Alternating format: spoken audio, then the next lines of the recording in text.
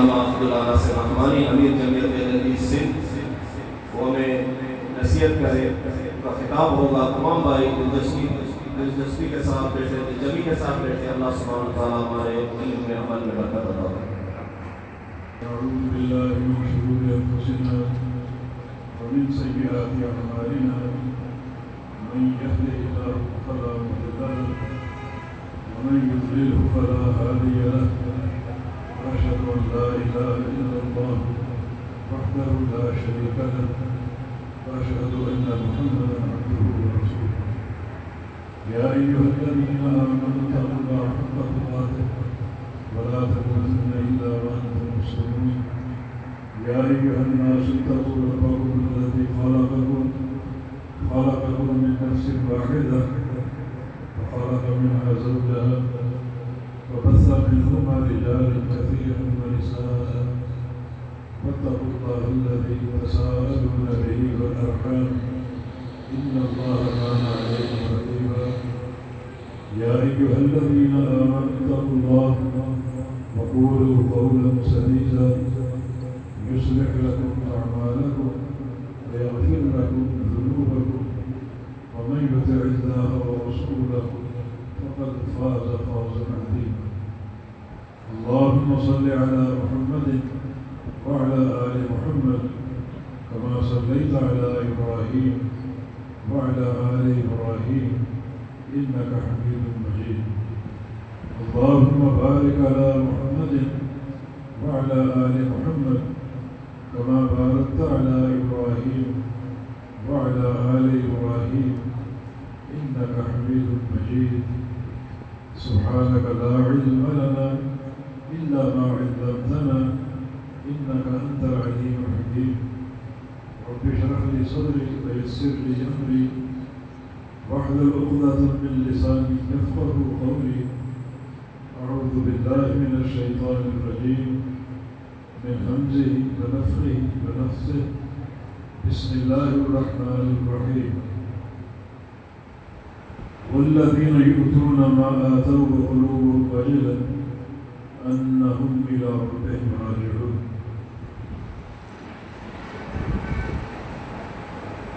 قابل قدر اور قابل احترام احباب جماعت اور اس شہر کے علماء اور عمائدین، السلام علیکم ورحمۃ اللہ وبرکاتہ۔ یہ بڑا ہی بابرکت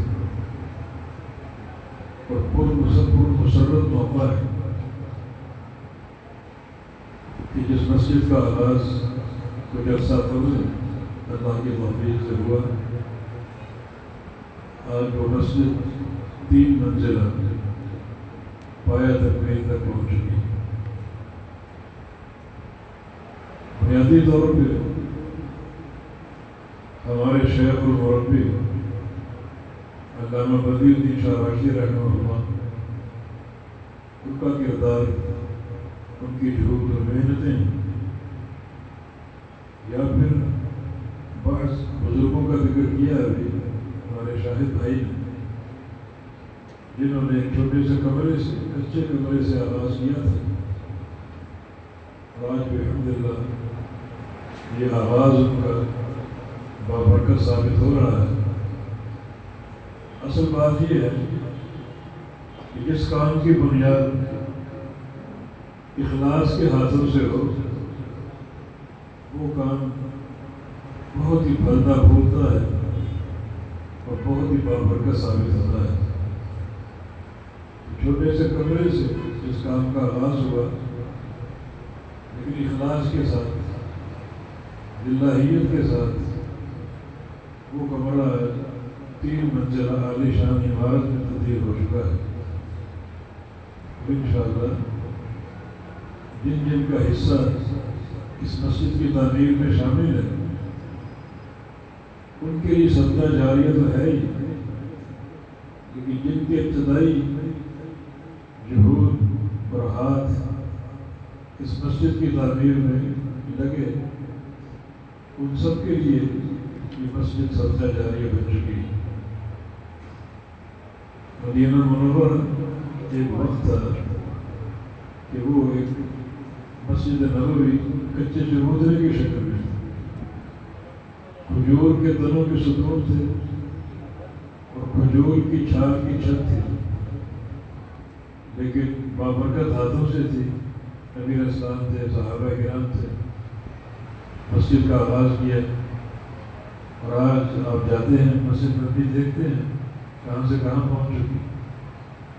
اصحاب صفہ ایک چھوٹا سا مدرسہ چبوترا جہاں یہ طلبہ مساکین بیٹھا کرتے تھے اور نبی علیہ السلام سے علم حاصل کیا کرتے تھے، آج وہاں جامعہ اسلامیہ مدینہ منورہ یونیورسٹی اور بہت سی جامعات تعمیر ہو چکی، بڑی عالی شان جامعات، مدینہ منورہ یونیورسٹیوں سے بھر چکا ہے، اور اس کی جو شعائیں اور کرنیں ہیں وہ پوری دنیا کو منور کر رہی ہیں۔ اس مسجد کے، اس یونیورسٹی کے بڑے احسانات ہیں پوری امت مسلمہ پر۔ اربوں کا بجٹ یہاں صرف ہوتا ہے اس جامعہ پر، اور پوری دنیا مستفید ہو رہی ہے۔ ہزاروں ان کے مبلغین اور دعات دنیا بھر میں پھیلے ہوئے ہیں، جن کی تنخواہیں یونیورسٹی ادا کرتی ہے اور وہ توحید و سنت کا کام کرنے میں مصروف ہیں۔ آغاز اخلاص کے ساتھ ہوا تھا ایک چبوترے کی شکل میں، اور آج وہ چبوترا پوری دنیا پر چھا چکا ہے اور توحید و سنت کا کام ہو رہا ہے۔ یہ مثال یہاں بھی ہمیں نظر آ رہی ہے۔ جس کچے کمرے سے ہمارے بزرگوں نے اس کا آغاز کیا تھا، آج بحمداللہ وہ چھوٹا سا کمرہ ایک بڑی 3 منزلہ مسجد میں تبدیل ہو چکا ہے۔ اللہ تعالیٰ قبول فرمائے، اللہ رہتی دنیا تک اس کو صدقہ جاریہ بنائے، اور جن جن کا تعاون اس میں شامل ہے اللہ سب سے راضی ہو جائے۔ مسجد بحمداللہ دیکھی، بڑی خوبصورت، صاف ستھری اور بڑی مضبوط، بڑا اپنے دل سے کام کیا ہے، اور میں اس موقع پر ضرور شکریہ ادا کروں گا اور دعائے خیر کروں گا اپنے محترم بھائی ڈاکٹر عبدالرشید حافظ اللہ کا۔ انت تک محنت ان کی شامل ہے اس مسجد کی تعمیر میں، ہمارے ناظم مالیات بھی ہیں اور ناظم تعمیرات بھی، اور بحمداللہ ان کی کوشش سے 20 مساجد بحمداللہ تعمیر ہو چکی، اور وہ شاد و آباد ہے۔ جن جن دوستوں کا تعاون اس میں شامل ہے، چاہے وہ مالی ہو یا وہ بدنی ہو، وقت دیا ہو، سب کے لیے صدقہ جاری ہے انشاءاللہ تعالیٰ۔ اور خاص طور پہ ہمارے وہ بھائی جو سعودی عرب میں ہیں، جن کا پاکیزہ تعاون اس پوری تعمیر میں شامل ہے، اللہ ان سے راضی ہو جائے، اور اللہ ان کے لیے بھی اس مسجد کو صدقہ جاریہ بنا دے۔ ابھی آپ نے حدیث سنی نبی علیہ السلام، من بنا للہ مسجد بنى اللہ لہ بیتا فی الجنہ، جو اللہ کے لیے مسجد بناتا ہے اللہ اس کا جنت میں گھر بنا دیتا ہے۔ مسجد کی سائز پر بحث نہیں۔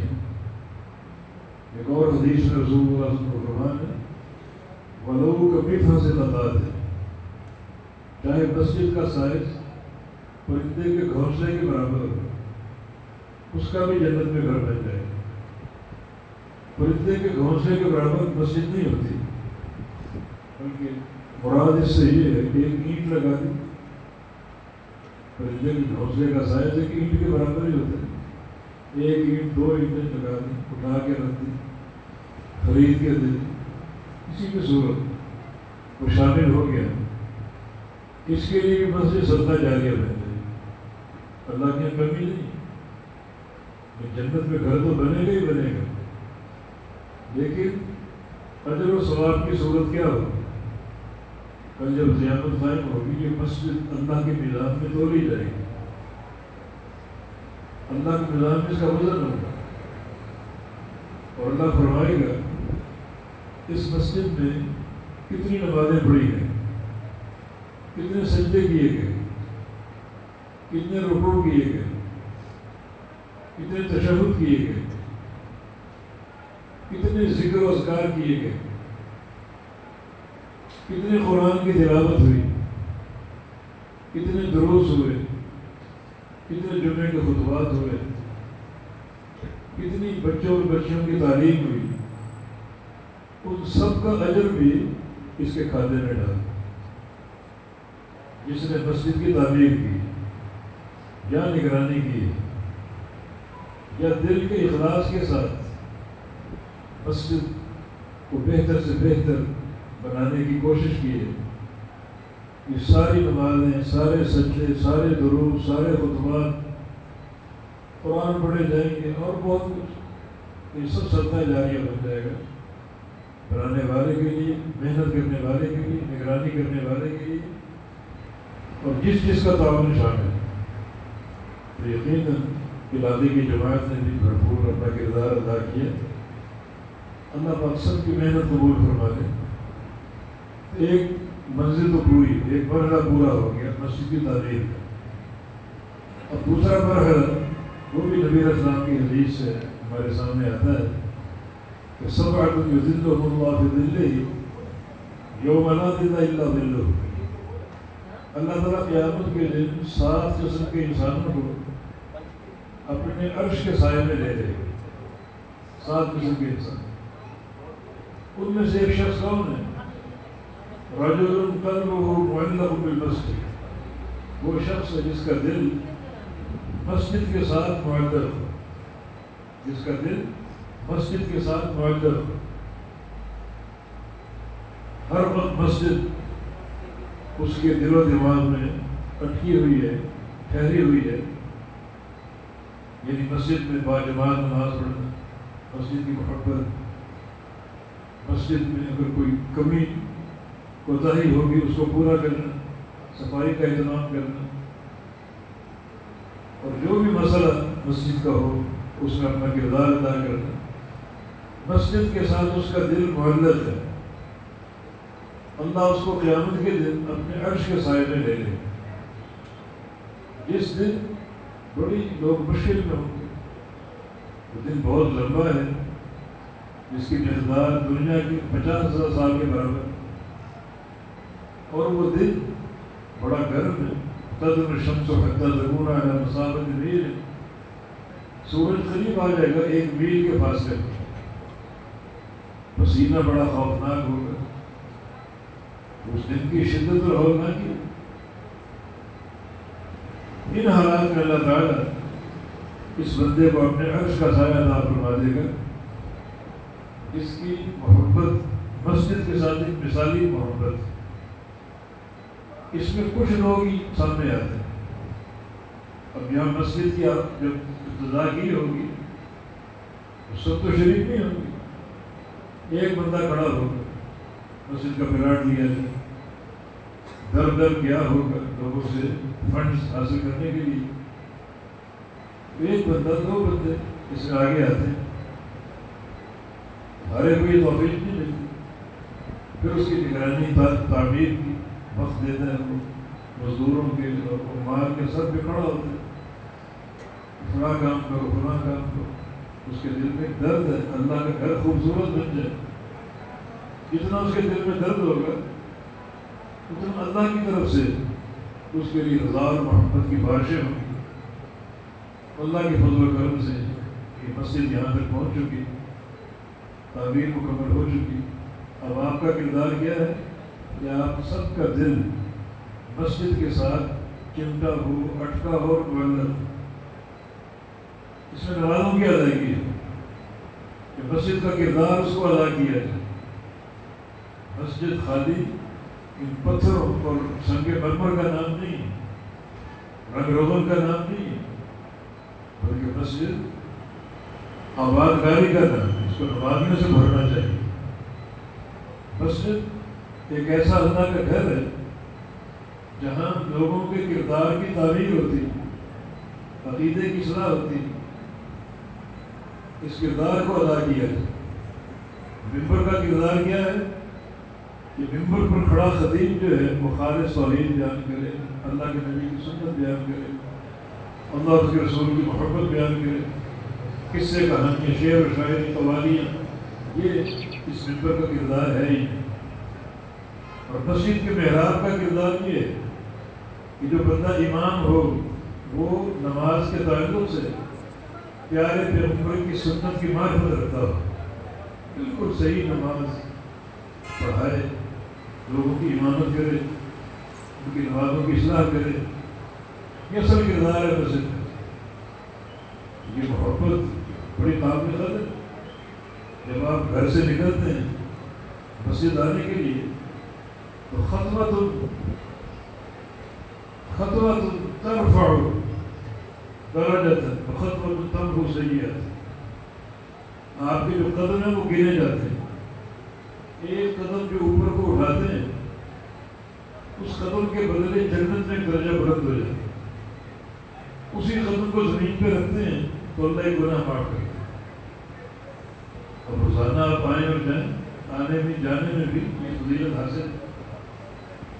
جمعے کے دن ہے، نبی علیہ السلام کی بڑی خوشخبری ہے جمعے کے دن، فرمایا کہ کل خطوۃ یخطوها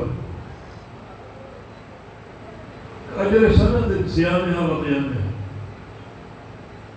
مطلب جمعے کے لیے جو قدم کو بڑھائے گا، جو قدم آگے بڑھائے گا، اس قدم کے بدلے 1 سال کا اجر ملے گا۔ 1 سال، وہ سال اس میں روزانہ روزے بھی ہوں اور تہجد کی نماز بھی، ایک قدم کے بدلے۔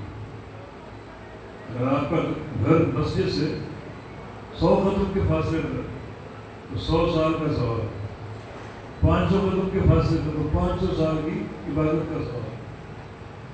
لیکن یہ تعلق بالمسجد کتنا برگزیدہ ہے، کتنا اجر ہے، کتنا ثواب ہے۔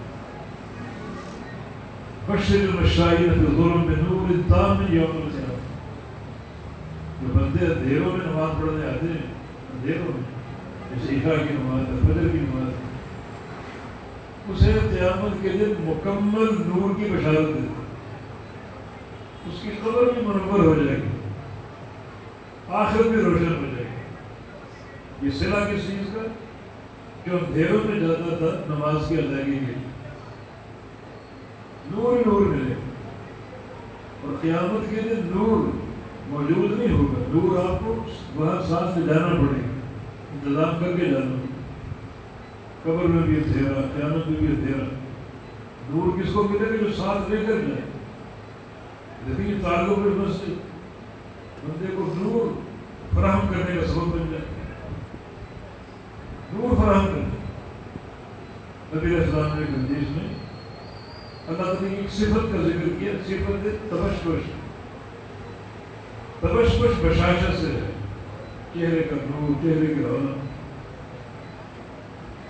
کہ ما من رجل توطن مسجدا الا تبشبش اللہ علیہ، جو بندہ مسجد کو اپنا بدن بنا لے، بدن بنانے کا معنی یہ ہے مسجد میں کثرت سے آنا جانا، نماز کے لیے جا رہا ہے، کبھی علماء سے ملنے جا رہا ہے، اور کبھی جو ہے وہ ذکر و اذکار کے لیے، علماء کی صحبت میں بیٹھنے کے لیے، مسجد سے محبت ہے، نماز کی ادائیگی، باجماعت نماز پڑھنے کا اس کو شوق ہے۔ تو جب وہ مسجد آ رہا ہوتا ہے تو تبشبش اللہ علیہ، اللہ اسے دیکھ کر بشاشت فرماتا ہے۔ بشاشت چہرے کی رونق، چہرے کا نور۔ ہم جب خوش ہوتے ہیں تو ہمارے چہرے کو رونق ہوتی ہے، ایک نور سا ہوتا ہے، چمک سی ہوتی ہے۔ اللہ کی صفت بشاشت کیسی اللہ جانتا ہے کہ ہماری بشاشت، ہم خوش ہوتے ہیں تو چہرہ پر رونق ہوتا ہے، پر نور ہوتا ہے۔ اللہ کی بشاشت کیسی اللہ ہی جانتا ہے، لیکن صفت بشاشت ثابت ہوگی بندے کے آنے پر۔ اور ایک حدیث میں انسان جب سفر پہ جاتا ہے، مہینے کے لیے، 2 مہینے کے لیے، ہفتے کے لیے، جب لوٹتا ہے تو آ کر پھر مسجد میں آ تو اللہ اور محبت سے بشاشت فرماتا ہے، اور محبت سے بعض علماء نے اس کا معنی یہ کیا ہے کہ یہ بندہ جب قیامت کے دن آئے گا، اس کا نام پکارا جائے گا حساب و کتاب کے لیے، تو اللہ قیامت کے دن اس کے آنے پر تبشر فرمائے گی، بشارت فرمائے گی۔ یہ وہ بندہ ہے جو پانچوں اوقات میں مسجد جاتا تھا، مسجد کو آباد کرنے والا اور مسجد کی رونق و نور کا باعث تھا، تو اس کی آمد پر قیامت کے دن اظہار بشارت ہو۔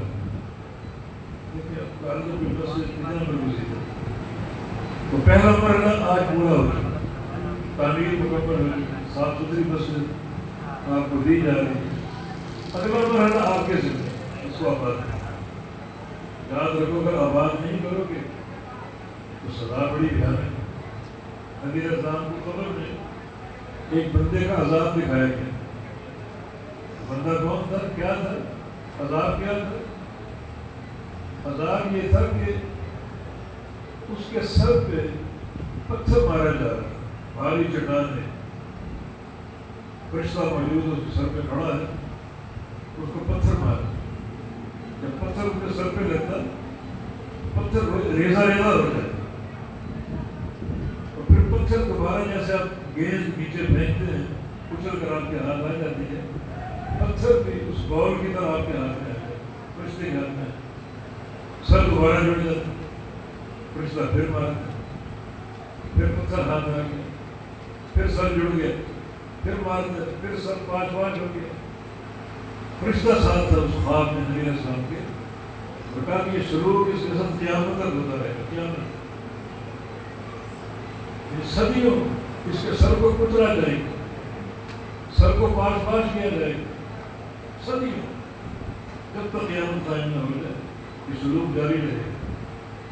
نبی علیہ السلام بہت ہی پریشان، سبحان اللہ، ما ذنبہ، کیا گناہ ہے اس کا، کیا گناہ ہے اس کا؟ فرشتوں نے دو گناہ ذکر کیے، رفض القرآن وکان ینام اسرات المکتوب۔ ایک تو قرآن یاد کر کے بھول گیا، دنیا کے نگینیوں میں کھو گیا، قرآن کی قدر نہ کی، آہستہ آہستہ بھول گیا، یہ اس کی سزا ہے، اس کا وبال ہے۔ دوسرا، مسجد میں جماعت کھڑی ہوتی اور یہ گھر میں سو رہا، یہ گھر میں سو، اب یہاں اندازہ کیجیے، یہ سونے والے کی سزا ہے۔ حالانکہ سونے والا بعض حالات میں معذور ہو سکتا ہے، نیند آ کے، یہ نیند اس کا عذر بن سکتی ہے۔ ایک تو روزانہ سو رہے، اٹھنے کا اہتمام ہی نہیں کرتا، یہ بڑا بھیانک گناہ ہے۔ لیکن بعض اوقات انسان سوتا ہے اور نہیں غالب آ جاتی، آنکھ نہیں کھلتی، یہ سونا اس کو عذر بن سکتا ہے۔ نبی علیہ السلام کی حدیث ہے، من نام الصلاۃ نسیہ فلیصلی اذا استيقظ اور اذا ذکر۔ بندہ نماز سے سو جائے، نماز ہو رہی ہے، وہ سو گیا، اٹھ نہیں سکا، کیونکہ یہ نفوس اللہ کے اختیار میں، بندے کے اختیار میں، اللہ کب اٹھائے، اٹھ نہیں سکا۔ تو فرمایا کہ یار نماز بھول گیا ہے، فرمایا جو ہی بیدار ہو نماز پڑھ لیں، جو ہی یاد آئے نماز پڑھ لیں۔ یعنی سونے میں ایک عذر بن سکتا ہے، لیکن ایک بندہ اگر جاگ ہے، دکان پہ بیٹھا ہے، مسجد پڑوس میں اذانیں ہو رہی ہیں، تکبیریں ہو رہی، جاگ رہے اور حاضر نہیں ہوتا، اس کا وہ مال کیا ہو؟ یہ تو سونے والے کی سزا ہے۔ سونے والا بعض حالات میں معذور ہے، جاگنے والا کوئی معذور نہیں۔ وہ اگر جاگ رہے مسجد کے پڑوس میں ہے، اپنے گھر میں ہے اور حاضر نہیں ہوتا نماز و جماعت کے لیے، اس کی سزا کیا ہو، اس کا عذاب کیا ہو۔ تو جہاں یہ مساجد ہمارے لیے شرف کا باعث ہے، اللہ کی محبت کے حصول کا باعث ہے، وہاں یہ مساجد جو ہیں وبال جان بھی بن سکتی اگر ہم نے ان کی قدر نہ کی اور ان کو آباد نہ کیا۔ تو آج میں دعا کر کے جا رہا ہوں کہ اللہ تعالیٰ اس مسجد کو نمازیوں سے بھر دے، نماز 3 منزلہ، تینوں منزلیں بھر جائیں نمازیوں سے۔ خواتین کا حال ہے الحمدللہ، خواتین اگر موجود ہوں تو میری نصیحت کو یاد رکھیں، وہ بھی اس آبادی میں شامل ہوں۔ جمعے کے خطبات خاص طور پہ، رمضان کی عبادات خاص طور پہ، نبی علیہ السلام کے دور میں جو صحابیات عشاء کی نماز، فجر کی نماز مسجد نبوی میں آ کر ادا کرتی تھی، وہ آج رواج ختم ہوتا جا رہا ہے۔ اگر یہاں اس کو برقرار رکھا جائے، یقیناً اس کا بڑا فائدہ، بڑا اجر ہے اس کا۔ تو اس کی آباد کاری پر توجہ دیں، اللہ تعالیٰ آپ کو توفیق دے، اور اللہ رب العزت اس مسجد کے حوالے سے جو بھی خدمت ہے اللہ تعالیٰ قبول کرتا ہے۔ مسجد ہمارے اخلاق کی، عقیدے کی، کردار کی تعمیر کرتی ہے۔ لیکن نبی علیہ السلام مسجد احمد میں ایک حدیث ہے، نبی علیہ السلام نے فجر کی نماز پڑھائی ہے، فجر کے بعد آپ پوچھتے تھے کسی کو خواب دیکھا، تاکہ اس کی تعبیر، خواب سے بھی علم آتا ہے، اس کی تعبیر کسی علم کو ظاہر کرنے کا سبب بن سکتی ہے۔ تو آپ کو شوق ہوتا تھا کسی نے خواب دیکھا ہو، اس کی تعبیر کی جائے، اس خواب میں کوئی پیغام بھی آ سکتا ہے، کوئی علم بھی آ سکتا ہے۔ اگر کوئی صحابی نے خواب دیکھا ہوتا تو آپ اس کی تعبیر کیا کریں۔ فجر کے وقت اس لیے کہ وہ وقت ہوتا ہے ذہنی نشاط ہے، رات کو پوری طرح نیند کر چکے، ذہن آپ کا بیدار ہے، صاف ستھرا صبح کا وقت ہے، تو وہ وقت بڑا اچھا ہوتا ہے علم کے بیان کا۔ ہمارے پرانے علماء فجر کے بعد درس دیا کرتے، قرآن کا درس، حدیث کا درس، اور ان دروس کے ذریعے مسلک اہل حدیث کی بڑی ترویج ہوئی۔ ان دروس کے ذریعے ہمارے مسلک کے پھیلنے میں علماء کے صبح اور شام کے دروس کا بڑا کردار ہے۔ محلہ پر سکون ہوتا ہے، مائک کھلا ہے، ہر گھر میں آواز جا رہی ہے، یہ دعوت ہر گھر پہنچتی تھی، اور لوگ اس دعوت کے گرویدہ۔ ہماری دعوت کیا ہے؟ کتابوں سے، قرآن و حدیث۔ میں تو کسی علاقے میں مسجد ہو، اس کے افتتاح کے موقع پر جاؤں تو محلے والوں کو مبارکباد دیتا ہوں کہ مسجد حدیث آپ کے گھر میں، محلے میں تعمیر ہوئی ہے، آپ کو مبارک اس لیے اس مسجد کے ذریعے آپ کے دو فائدے ہیں۔ ایک، نمازیں بالکل پیغمبر اسلام کی سنت کے مطابق۔ دوسرا، جو دروس اور خطبات ہوں گے ان میں آپ کے وقت کو برباد نہیں کیا جائے گا۔ قال اللہ اور قال رسول اللہ، کتاب و سنت کا درس ہوگا، توحید خالص بیان، اللہ کی محبت اور اس کے رسول کی محبت کا ذکر ہوگا۔ یہ موضوعات آپ کے سامنے ہیں، شعر و شاعری نہیں، قصے کہانیاں نہیں، یہ باطل مفروضے نہیں، کیونکہ جناچے نہیں، اگرچہ مگرچہ نہیں، خالص علم آپ کو دیا جائے گا۔ یہ ہماری مساجد کا ایک کمال ہے۔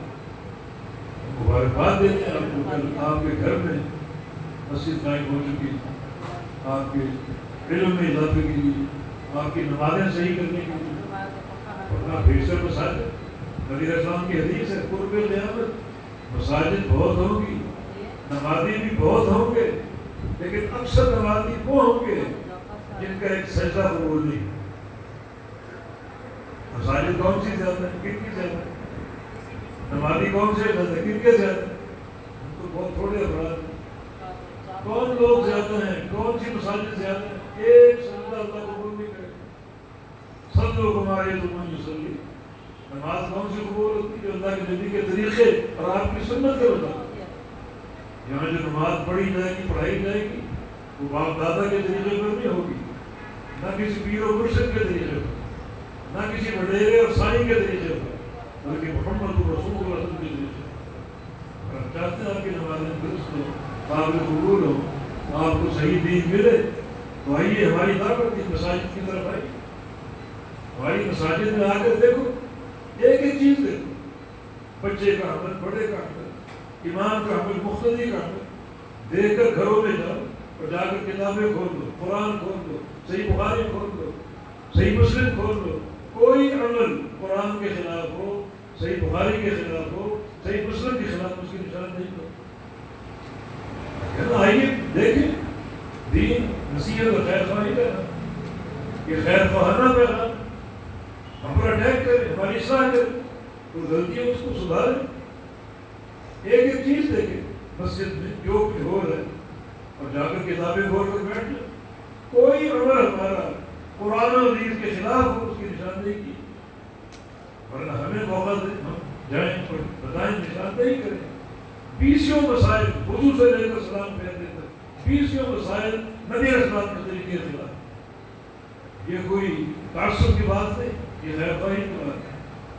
نمازیں ہم پڑھیں اور مقابلے ہو، اللہ کی رضا ملے، اللہ کی محبت ملے، اور وہ کردار ملے جو صحیح مسلمانوں کی حدیث ہے. فرمایا کسی نے خواب دیکھا، کسی نے نہیں دیکھا.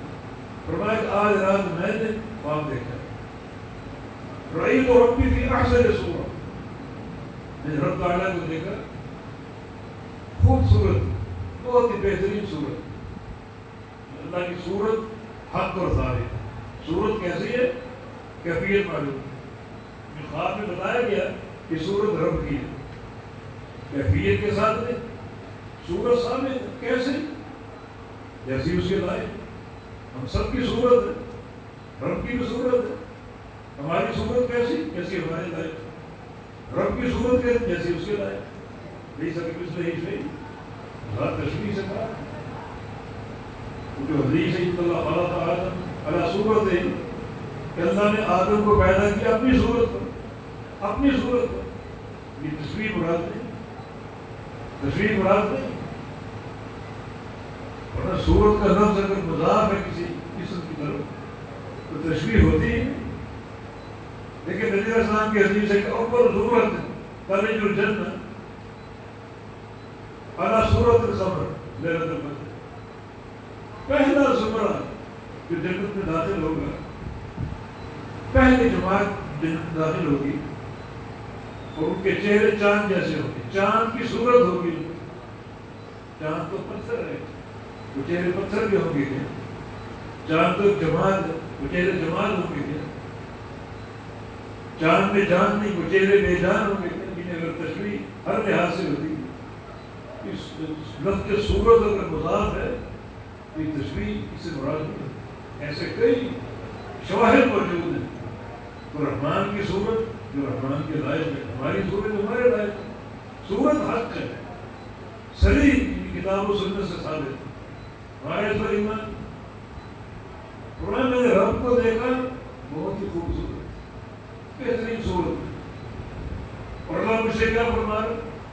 فیما یختصر الملأ الاعلی. اے محمد بتاؤ الملأ الاعلی کسی بات پر بحث کرتی، جھگڑ رہی، وہ کیا مسئلہ ہے؟ الملأ الاعلی میں کیا باتیں ہو رہی؟ الملأ الاعلی فرشتوں کی جماعت، سب سے بڑی جماعت. یہ جماعت وہ ہے جو شروع سے آج تک اور قیامت تک بندوں کے اعمال کا اجر لکھ رہی ہے، یا گناہوں کا مفاد لکھ رہی ہے. کرام الکاتبین جن کا تعلق لکھنے پر معمول ہے، اجر کا تعین اور گناہ اور وبال کا تعین اس جماعت کا کام نہیں. یہ جماعت بیٹھی ہے ساتویں آسمان پہ اور کسی مسئلے پر بحث کر رہی ہے. بتاؤ تو کیا مسئلہ؟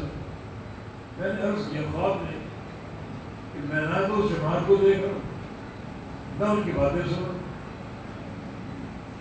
میں تو بندہ بشر ہوں، سامنے کی چیز کو دیکھتا ہوں اور کچھ نہیں دیکھتا.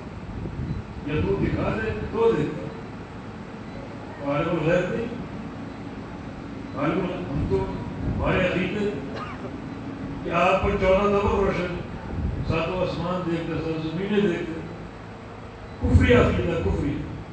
عالم الغیب اللہ ہے. اللہ کے علاوہ کسی کے بارے میں علم غیب کا عقیدہ، کوئی نبی ہو ولی ہو، یہ عقیدہ کفر. عقیدہ کفر. اللہ کے نبی غیب نہیں، غیب نہیں جانتے.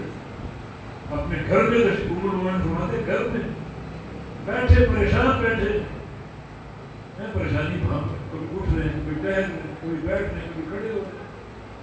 عرض کیا کہ میرے ماں باپ آپ پر قربان ہوں، آپ کیوں پریشان؟ بولا کہ جبریل نے آنے کا وعدہ کیا تھا، آئے نہیں. تو مجھ میں کمی ہو گئی، کوئی نقص آ گیا، تو جبریل ناراض ہو گیا، کیوں نہیں آئے، کیوں نہیں آئے؟ یہ پریشانی. تھوڑی دیر بعد آپ گھر سے باہر چلے گئے، کمرے سے باہر چلے گئے، واپس آئے. کہا کہ عائشہ جبریل نے اشارہ کر کے باہر بولا، اندر نہیں آئے. میں نے شکوہ سا کیا کہ آپ وقت پر نہیں آئے، میرے گھر کیوں نہیں آئے، مجھے باہر کیوں بلا لیا؟ کیا فرمایا؟ جو آپ کے کمرے کی چارپائی ہے اس کے نیچے ایک کتے کا بچہ بیٹھا. آپ کو علم نہیں، 14 طبق روشن ہے، پریشان پھر رہے ہیں، اس کتے کے بچے کا علم نہیں، عالم ہے۔ جس گھر میں کتا ہو اس گھر میں رحمت کے فرشتے نہیں آتے، اس لیے نہیں آئے، باہر بلا دی۔ آپ سب کی غیرت میں جانتا ہوں، سب سے بڑے باغیرت محمد رسول اللہ صلی اللہ علیہ وسلم اپنی بیوی کو تنہا جنگل میں کیوں چھوڑ کر آئے؟ پھر کیا کوہرام بچا، کیا مدینے کی فضا بن گئی، کیا ایک پریشانی کا حال ہے کہ باغیرت انسان یہ دوبارہ کر سکتا ہے کہ تنہا اپنی بیوی کو چھوڑا؟ اللہ کے نبی سب سے بڑے باغیر کیوں چھوڑا؟ عالم الغیب میں صرف اللہ کی ذات، تو فرمایا کہ میں المرء اللہ کو نہیں دیکھ رہا، نہ ان کی آواز سنوں۔ اللہ نے اپنا ہاتھ میرے کندھوں کے بیچ میں رکھا، کندھوں کے بیچ، حتی وجدت برزا نامی فی صدری، میں اس اللہ کے پوروں کی ٹھنڈک اپنے سینے میں محسوس کر، ٹھنڈک اب تک محسوس ہو رہی۔ جب ہاتھ رکھا تو وہ منظر میرے سامنے آ کے فرشتوں کا اور ان کی باتوں، اب نظر آیا جی، فرشتے بھی نظر آ گئے، ان کی باتیں بھی سن رہا ہوں، بتاؤ کیا باتیں ہو گئی؟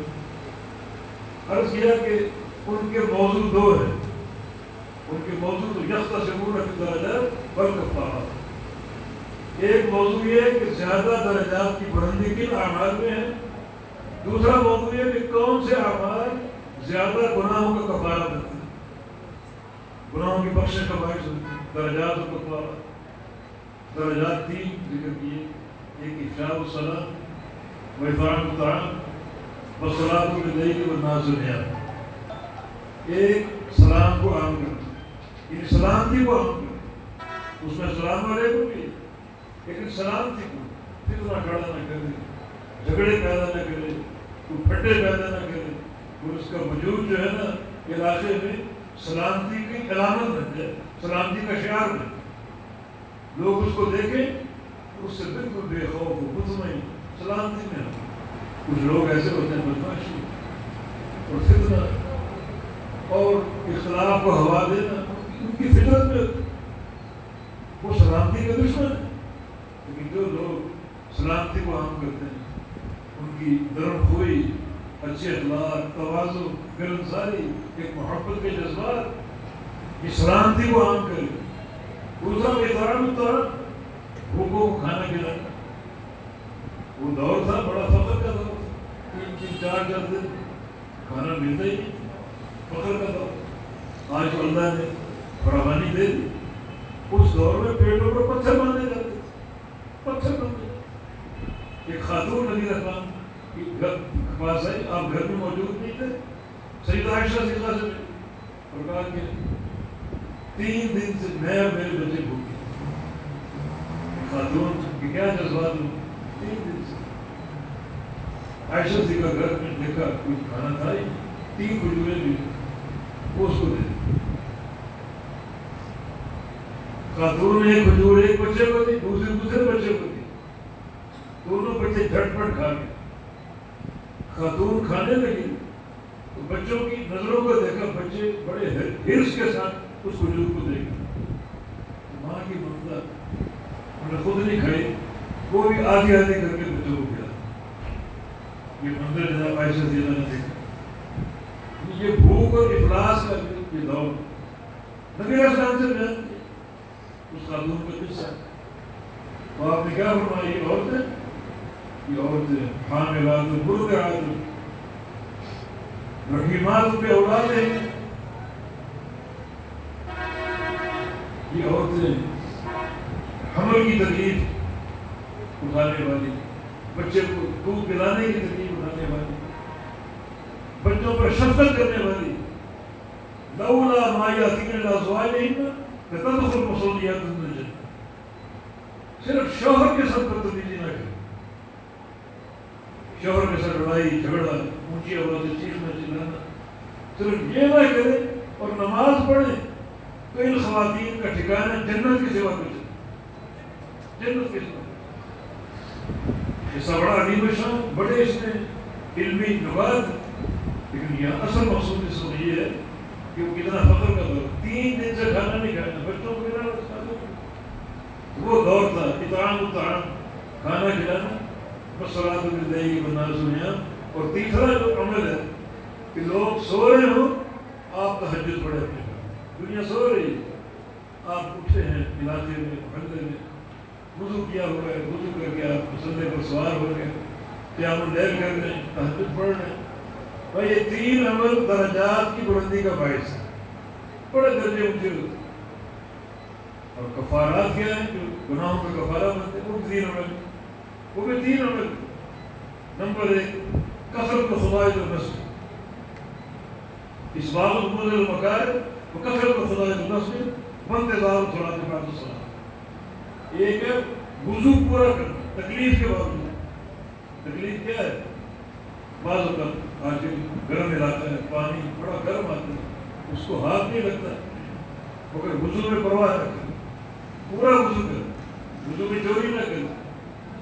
بعض میں سردی ہوتی ہے، پانی ٹھنڈا اور سرد موسم، کوئی پرواہ نہ کرے، مکمل وضو کرے۔ شدت کی گرمی ہو، پانی گرم ہو، مکمل وضو کرے۔ شدت کی سردی ہو، پانی ٹھنڈا ہو، مکمل وضو کرے۔ یہ عمل جو ہے گناہوں کا کفارہ۔ یہ پورے وضو کے ساتھ گناہ کہتے ہیں، جھڑتے ہیں کثرت کے ساتھ، انگلیوں کے، گوروں کے، ہاتھوں کے، آنکھوں کے، کانوں کے، منہ کے، زبان کے گناہ جھڑتے ہیں۔ دوسرا عمل جو ہے کثرت خدا کے مسجد، زیادہ قدم چل کے جانا مسجد کی طرف، زیادہ قدم چل کے، مسجد گھر سے دور بھی ہے، چل کے جائے، ایک ایک قدم پر ایک درجہ بلند ہوگا جنت میں، اور ایک گناہ گھٹ جائے گا۔ یہ عمل بڑا عظیم۔ اور تیسرا عمل کیا ہے؟ وانتظار الصلاۃ بعد الصلاۃ، ایک نماز پڑھ لی، اگلی نماز کا انتظار، وہاں بیٹھ کر نہیں، مسجد میں بیٹھ کر نہیں، اپنے گھر ہے، اپنے کاروبار، اپنے آفس میں، لیکن بار بار وقت دیکھ رہا ہے کہ نماز کا وقت نہیں ہوگی، یہ انتظار اس کے اندر پیوست ہو چکا ہے۔ لیکن یہ 3 اعمال گناہوں کا کفارہ زیادہ بنتے ہیں، اور تینوں کا تعلق مسجد سے، وضو کا تعلق مسجد سے، اور جناب زیادہ قدم چلنا مسجد کے لیے، نماز کا انتظار کرنا، یہ مسجد، یہ مسجد کا دیکھو ہماری کردار سازی میں کیا کردار، کیا اس کا عمل، کس طرح بندے کو رفعت ہو کہ اعلیٰ مقامات پر پہنچاتی ہے، اور کس طرح بندوں کو گناہوں سے پاک صاف ہے۔ اللہ پاک ہمیں توفیق دے، اللہ ہر عمل میں اخلاص پیدا کرنے کی توفیق عطا فرمائے۔ شروع میں ایک آیت پڑھی سورۃ المؤمنون کی، اس کا صرف ترجمہ کر دیتا ہوں۔ اخلاص کی تدوین میں صحابہ کرام، والذین یؤتون ما آتوا وقلوبهم وجلہ، اللہ کے نیک بندے، ان کا ذکر ہو رہا ہے، جو عمل وہ کرتے ہیں کس طرح کرتے ہیں کہ ان کے دلوں میں ڈر ہوتا ہے، دلوں میں خوف ہوتا ہے، انہم الی ربہم راجعون، کہ اپنے رب کی طرف لوٹنے والے، لوٹ کے جانا۔ عمل کرتے ہیں، دل میں خوف ہوتا ہے کہ ہم نے اللہ کے سامنے کھڑا ہونا، حساب و کتاب کی۔ یہ آیت کا ظاہر ہے۔ سیدہ عائشہ صدیقہ ام المؤمنین اس آیت کو سمجھ نہیں سکی، یا رسول اللہ، کن لوگوں کا ذکر ہے؟ چوروں کا، زانیوں کا، شرابیوں کا، کہ وہ عمل کرتے ہیں، شراب پیتے ہیں، زنا کرتے ہیں، اور ساتھ ساتھ ڈرتے ہیں؟ نہیں، لا یا بنت صدیق، صدیق کی بیٹی نہیں، یہاں زانیوں اور چوروں کا ذکر نہیں، یہاں نمازیوں کا، روزے داروں کا، اور زکات دینے والوں کا ذکر، صدقہ دینے والوں کا ذکر۔ نمازیں پڑھتے ہیں، روزے رکھتے ہیں، صدقہ دیتے ہیں، اور ساتھ ساتھ ڈرتے بھی ہیں کہ رب کے سامنے پیش ہونا ہے، روبرو کھڑا ہونا ہے حساب و کتاب کی۔ کیا ڈر ہے کہ جو عمل ہم کر رہے ہیں یہ قبول بھی ہو رہی ہے، نہیں ہو رہی؟ قبول عمل کی فضا اپنے اندر پیدا کرو، سنت کی اتباع ہو، اور دل میں اخلاص، ریاکاری نہ دکھاوا۔ شیطان وار کرے گا ریاکاری دکھانے کی، شہرت ہو، جناب نام میرا ڈنکا بجے، دھوم بجے، نہ جناب جان ڈھم ہو، زندہ باد کے نعرے لگے، سب ریاکاری کی صورت ہے۔ کچھ آپ بھی آج جو پھولوں کی پتیاں نشاور کر رہے تھے، واللہ یہ ہمیں پسند نہیں. آپ ایک محبت کا جذبہ آپ کر پھر ایسا آئندہ مت کیا کیجیے. اس پہ شیطان وار کر سکتا کہ اس پر پھول نشاور کیے جاتے. ایسا مت کریں. ہمارا کام بڑا سادہ اور بڑا ہی ایک باوقار ہوتا ہے. اس قسم کی حرکات نہیں ہوتی. باوقار طریقے سے اللہ کے گھر میں ہم جو مسجد کا کردار وہ ادا کرو. دیکھیں یہ جو نمازیں پڑھتے ہیں، روزے رکھتے ہیں، صدقات دیتے ہیں اور ساتھ کرتے ہیں. ہم نے رب تعالیٰ کے سامنے کھڑا ہوں، روبرو پیش ہوتے ہیں. پتہ نہیں عمل قبول ہوئے نہیں ہوئے. تو قبول عمل کی طرف توجہ دیا کرو. یا ایھا الذین آمنوا اتقوا اللہ ولتنظر نفس ما قدمت لغد. ہر بندہ دیکھے اس نے کل کے لیے کیا تیار کیا. ہر بندہ جو تیار کیا ہے وہ کتنا ہے اور کیسا ہے. کتنے سے مراد کی تعداد پوری، نمازیں 5، زکوٰۃ 2.5%، روزے 29، جو بھی عمل تعداد دیکھے کافی ہے یہ اور کیسا ہے. کیسا سے مرادی کے قابل قبول ہے. ریاکاری تو نہیں تھی، سنت کی مخالفت تو نہیں تھی. اخلاص ہو، سنت کی اتباع کا جذبہ ہو، یہ عمل محفوظ اور قابل قبول. مگر خوف پھر بھی ہوتا ہے. اہل تقویٰ کی علامت ہے جو ہمیں اس بات کی ترغیب بھی کر رہی ہے اور یہ ہمیں درس بھی دے رہی ہے کہ ہم ایسے اعمال کریں، کس طریقے سے کریں تو ان اللہ مقابل ہو. خدشہ دل میں ہے، خوف دل میں ہے. انسان سوچے کہ یہ عمل قابل قبول ہے یا نہیں. لیکن جب جو وعدے ہیں عمل کے تعلق سے ان کا یقین ہو، اجر و ثواب کا یقین ہو، ساتھ اللہ کا خوف، ایمان پہلے خوف کو رجا، خوف بھی اور امید بھی دونوں پہلو ساتھ ساتھ.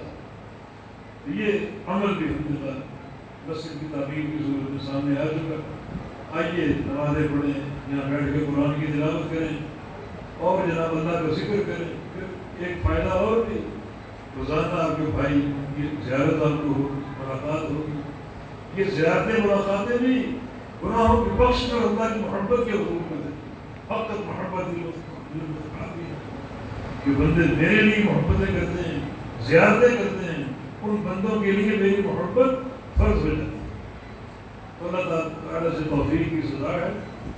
اللہ رب العزت مسجد کے تعلق سے ایک شرف ہے مسجد کا، اس کا حق ادا کرنے کی توفیق دے اور اللہ ہم سے راضی ہو جائے. جو ساتھی اس کی تعمیر میں شریک ہوئے اللہ سب کے صدقہ جاریہ بنا دے. اور ہمارا وہ ساتھی اور دوست سعودی عرب میں جس نے تعاون کیا اور اللہ کا گھر اتنا عالیشان بن گیا، اللہ اس کو جزائے خیر ادا فرمائے. اللہ اس سے راضی ہو جائے اور اللہ ہم سب کو اس مسجد کا حق ادا کرنے اور اس کو آباد کرنے کی توفیق عطا فرما دے. اقول قولی ھذا واستغفر اللہ لی ولکم وآخر دعوانا ان الحمد للہ رب العالمین.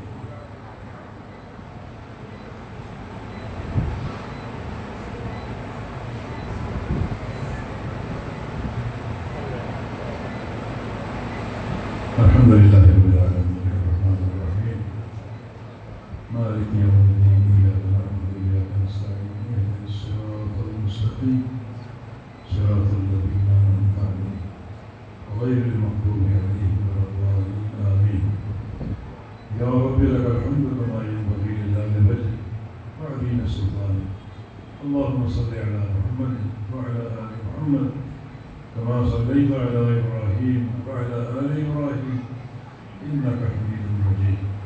اللهم بارك على محمد وعلى آل محمد كما باركت على إبراهيم وعلى آل إبراهيم إنك حميد مجيد. ربنا ظلمنا أنفسنا وإن لم تغفر لنا وترحمنا لنكونن من الخاسرين. رب اغفر وارحم وأنت خير الراحمين. رب اغفر وارحم وأنت خير الراحمين. ربنا آتنا في الدنيا حسنة وفي الآخرة حسنة وقنا عذاب النار. اللهم انصر الإسلام والمسلمين. اللهم اشف مرضانا ومرضى المسلمين. يا شافي الأمراض اشف مرضانا ومرضى المسلمين. يا رب العالمين تیرے سامنے یہ کلمات تشکر ہے، تیری حمد بجا لاتے ہیں. تیری توفیق سے یہ مسجد اس کی تعمیر مکمل ہوئی. یا اللہ اس کو آباد کرنے کی توفیق عطا. اس مسجد کی 3 فلور ہیں، اس کو ان کو نمازیوں سے بھر دے، طلبہ اور طالبات سے بھر دے. جو مقاصد ہیں وہ اللہ تعالیٰ پورا کرنے کی توفیق عطا فرما۔ جو ساتھی اس کی تعمیر میں شریک ہوئے، وقت دیا اور فزیکلی جو ہے وہ مسجد میں کام کیا، پیسہ خرچ کیا، اللہ تعالیٰ سب کی جہود کو صدقہ جاریہ بنا کر قبول فرما۔ اللہ راضی ہو جائے اور اللہ اپنے اس گھر کو آباد کرنے کی توفیق دے دے، اس مسجد میں سنت کے مطابق نمازیں ہوں اور بالکل صحیح علم کتاب و سنت کا اور توحید و سنت کا پیش کیا جائے، اور جو بھی مسجد کے حقوق ہیں ان کو پوری دیانتداری سے ادا کیا جائے، صفائی کا خیال رکھا جائے۔ اللہ تعالیٰ سب کو اجر جزیل عطا فرما دے اور اللہ راضی ہو جائے۔ اللہ ہمارے گناہوں کو معاف فرما دے، اللہ ہمارے سینوں کو علم نافع سے بھر دے، اور اللہ اس مسجد کو بھی علم نافع کے نشر کی توفیق دے دے۔ یہ منارہ نور بن جائے، یہاں توحید و سنت بیان ہو اور اطراف کی ظلمات کٹ جائیں، چھٹ جائیں، اور یہ قطع اور بقعہ جو ہے وہ نور کا ایک مرکز بن جائے۔ بارک اللہ فیکم، ربنا تقبل منا انك انت السميع العليم وتب علينا انك انت التواب الرحيم برحمتك يا ارحم الراحمين، وصلى الله عليه وسلم۔